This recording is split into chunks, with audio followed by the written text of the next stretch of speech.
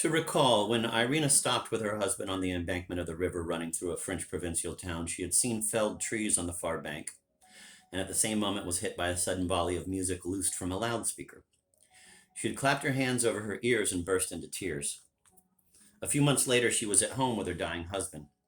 From the next apartment, music thundered. Twice she rang the doorbell and begged the neighbors to turn off the sound system, and twice in vain.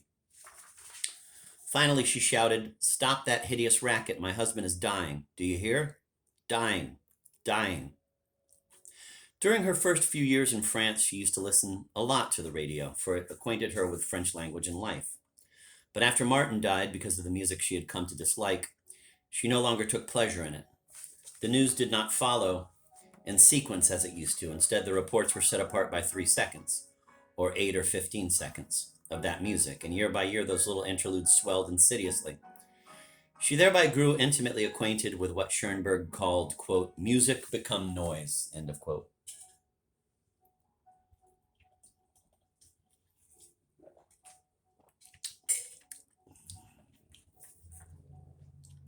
She was lying on the bed alongside Gustav, overexcited at the prospect of her rendezvous. She fears for her sleep. She already swallowed one sleeping tablet. She drowsed off, and waking in the middle of the night, she took another two. Then, out of despair, out of nervousness, she turned on a little radio beside her pillow. To get back to sleep, she wants to hear a human voice, some talk that will seize her thoughts, carry her off to another place, calm her down, and put her to sleep. She switches from station to station, but only music pours out from everywhere. Sewage water music, fragments of rock, of jazz, of opera. And it's a world where she can't talk to anybody because everybody's singing and yelling. A world where nobody talks to her because everybody's prancing around and dancing. On the one side of the sewage water music, on the other a snore. Right, on the one side, the sewage water music, on the other a snore. And Irina, besieged, yearns for open space around her, space to breathe. But she stumbles over the pale, inert body that fate has dropped into her path like a sack of sludge. She is gripped by a fresh surge of hatred for Gustav, not because his body is neglecting her, as on no, she could never make love with him again, but because his snores are keeping her awake and she's in danger of ruining the encounter of her life, the encounter that is to take place soon, in about 8 hours. For morning is coming on, but sleep is not, and she knows she's going to be tired, edgy, her face made ugly and old. Finally, the intensity of her hatred acts as a narcotic and she falls asleep. When she wakes, Gustav has already gone out, while the little radio by her pillow is still emitting the music become noise.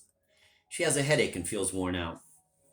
She would willingly stay in bed, but Milada said she would be coming by at 10 o'clock. But why is she coming today? Irina hasn't the slightest desire to be with anyone at all.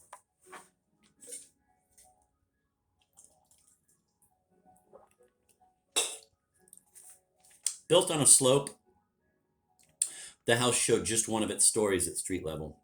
When the door opened, Joseph was assailed by the amorous onslaught of a huge German shepherd.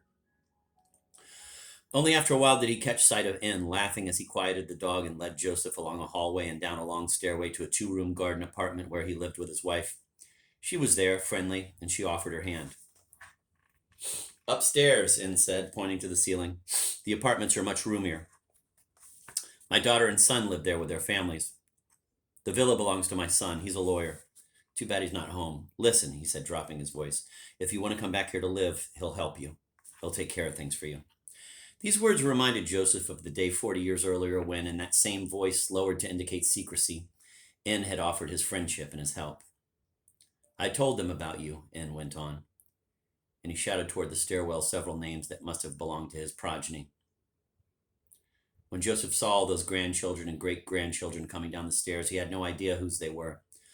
Anyhow, they were all beautiful, stylish. Joseph couldn't tear his eyes off a blonde, the girlfriend of one of the grandsons, a German girl who spoke not a word of Czech.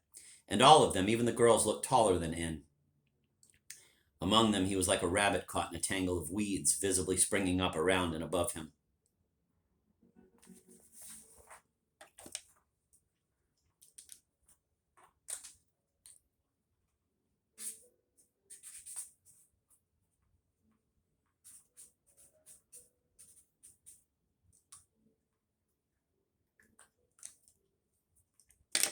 Like fashion models strutting on a runway, they smiled wordlessly until N asked them to leave him alone with his friend. His wife stayed indoors, and the two men went out into the garden. The dog followed them, and N remarked, "I never seen him so excited by a visitor. It's as if he knows what you do for a living." Then he showed Joseph some fruit trees and described his labors laying out the grassy plots set off by narrow pathways, so that for some time the conversation stayed distant from the subjects Joseph had vowed to raise. Finally, he managed to interrupt his friend's botanical lecture and ask him about his life during the 20 years they had not seen each other. "Let's not talk about it," said N. And in answer to Joseph's inquiring look, he laid an index finger on his heart. Joseph did not understand the meaning of the gesture. Was it that the political events had affected him so profoundly to the heart, or had he gone through a serious love affair, or had a heart attack? "Someday I'll tell you about it," he added, turning aside any discussion.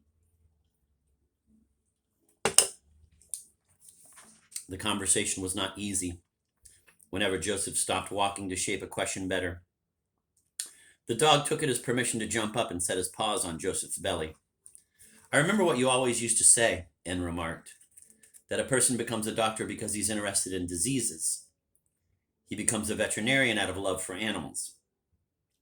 "Did I really say that?" Joseph asked, amazed. He remembered that 2 days earlier he had told his sister-in-law that he'd chosen his profession as a rebellion against his family. So had he acted out of love and not rebellion? In a single vague cloud he saw filing past him all the sick animals he had known. Then he saw his veterinary clinic at the back of his brick house, where tomorrow, yes, in exactly 24 hours, he would open the door to greet the day's first patient. A slow smile spread across his face. He had to force himself back to the conversation barely begun. He asked whether N had been attacked for his political past. N said no. According to him, people knew he had always helped those the regime was giving trouble. "I don't doubt it," Joseph said. He really didn't. But he pressed on. How did N himself see his whole past life? As a mistake? As a defeat? N shook his head, saying that it was neither the one nor the other. And finally, Joseph asked what N thought of the very swift, harsh reestablishment of capitalism. Shrugging, N replied that under the circumstances there was no other solution. No, the conversation never managed to get going. Joseph thought at first that N found his questions indiscreet. Then he corrected himself. Not so much indiscreet as outdated. If his sister-in-law's vindictive dream should come true and N were indicted and tried in court, maybe he would reassess his communist past to explain and defend it. But in the absence of any such trial, that past was remote from him these days. He didn't live there anymore. Joseph recalled a very old idea of his, which at the time he had considered to be blasphemous, that adherence to communism has nothing to do with Marx and his theories. It was simply that the period gave people a way to fulfill the most diverse psychological needs. The need to look nonconformist, or the need to obey, or the need to punish the wicked, or the need to be useful, or the need to march forward into the future with youth, or the need to have a big family around you.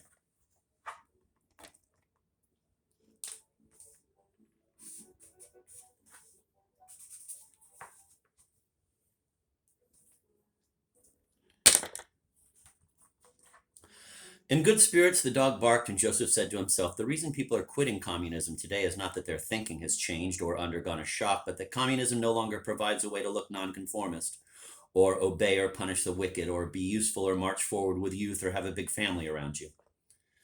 The communist creed no longer answers any need. It has become so unusable that everyone drops it easily, never even noticing. Still, the original goal of his visit was unfulfilled, to make it clear to N that in some imaginary courtroom he, Joseph, would defend him. To achieve this, he would first show N that he was not blindly enthusiastic about the world that had sprung up here since communism. And he described the big advertisement on the square back in his hometown, in which an incomprehensible acronym agency proposes its services to the Czechs by showing them a white hand and a black hand clasped together. "Tell me," he said, "is this still our country?" He expected to hear a sarcastic response about worldwide capitalism homogenizing the planet, but N was silent. Joseph went on. The Soviet Empire collapsed because it could no longer hold down the nations that wanted their independence. But those nations, they're less independent than ever now. They can't choose their own economy, or their own foreign policy, or even their own advertising slogans. National independence has been an illusion for a long time now, said N. But if a country is not independent and doesn't even want to be, will anyone still be willing to die for it? Being willing to die isn't what I want for my children. I'll put it another way. Does anyone still love this country? N slowed his steps. Joseph, he said, touched. How could you ever have emigrated? You're a patriot. Then, very seriously, dying for your country, that's all finished. Maybe for you, time stopped during your immigration, but they don't think like you anymore. Who?